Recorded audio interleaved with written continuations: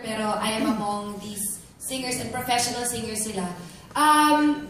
Kasi naman ako, kumakanta naman ako sa mall show. Kapag kailangan kumanta, kakanta ako. Nag-trending nga po ako dahil nag-umiyok ako eh. Pero, more, diba? Gusto natin sana ibaon sa limot yun, pero hindi natin magagawa yun. Hinukay mo pa uli. Oo, pero okay lang. Kasi diba, pag nag-bounce back tayo, yan ang pinaka-important. At ngayon nandito ako and I'm so honored to be part of this show. At kita nyo naman, enjoy kami, magkakasama kami dito. And even if yung iba sa amin dito hindi kumakanta talaga, it's more of, talagang this is gonna be a fun show kung saan gagayahin namin ng iba't ibang musician.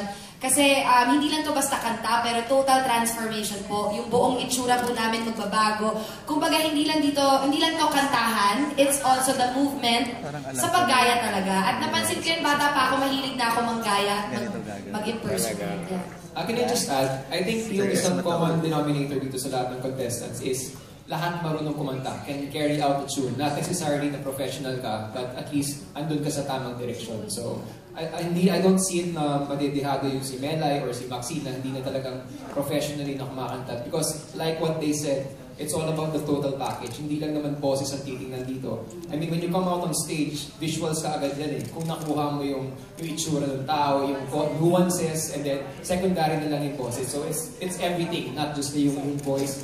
But then again, kumbaga pantay-pantay yung mangyayari dito. Pagalingan talaga. Kay Louie siguro to ulit. How long will this run? At saka meron ba itong elimination every week? Paano man gagawin? Text votes din ba? Ang maganda po dito sa programang ito, for 13 weeks, so it's a season, walang nai-eliminate.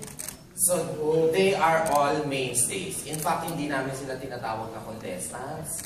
Ang tawag namin sa kanila performers. So, it's just like a variety show, a musical variety show, na nagkataon na nagkaroon ng competition. So, walang elimination. So, just imagine, one celebrity will do 13 musical icons in one season. So imagine, Carla will do 13, Julina will do 13. So ganun, ibig sabihin talaga, yung versatility nila lalabas, kung gaano sila kagaling lalabas. Kasi imagine nyo, mahirap po yun na yung isa lang na mag-impersonate ka, sila 13.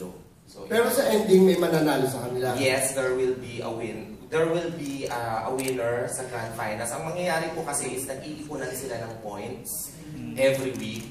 And then, on the 12th week, i-announce yung parang top 4 na highest scorer na nag-iipon. And then, yung 4 finalists ang magpe-perform sa Grand Finals. Pero, lahat sila nandun pa rin sa finals. And yung text votes ay nandoon lang sa finals.